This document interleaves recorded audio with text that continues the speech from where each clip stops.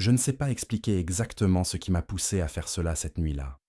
C'était peut-être le vin, peut-être l'orgueil, ou peut-être ce sentiment étrange de vouloir prouver quelque chose, même sans savoir exactement quoi.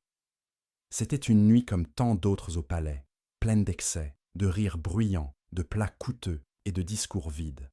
Nous étions 12, tous des hommes d'influence, des gens qui n'ont pas entendu un non depuis des années. Quand j'ai vu la Bible sur l'une des tables de mon bureau, quelque chose en moi a eu une idée. Et si? J'ai fait apporter le livre dans la salle à manger. Je me suis levé devant eux, j'ai tenu la couverture avec une certaine théâtralité, et avec un sourire arrogant, j'ai demandé « Si le Dieu de ce livre est réel, qu'il le prouve maintenant. » Et alors, j'ai jeté la Bible comme s'il s'agissait d'un simple dépliant, devant un public qui a explosé en applaudissements et en plaisanteries.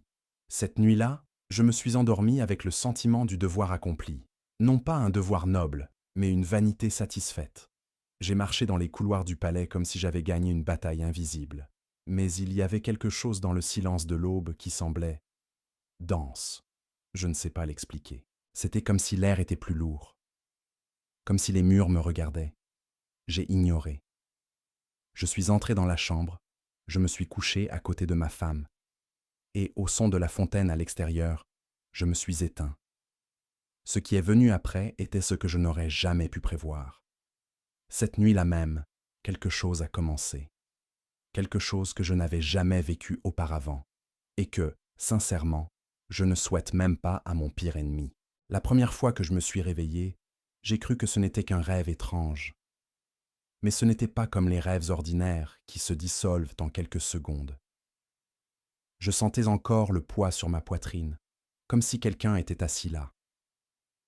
La chambre était sombre. Seule une bande de lumière passait sous la porte, et l'air semblait trop chaud. Mon cœur battait vite, fort, et j'étais en sueur, comme si j'avais couru.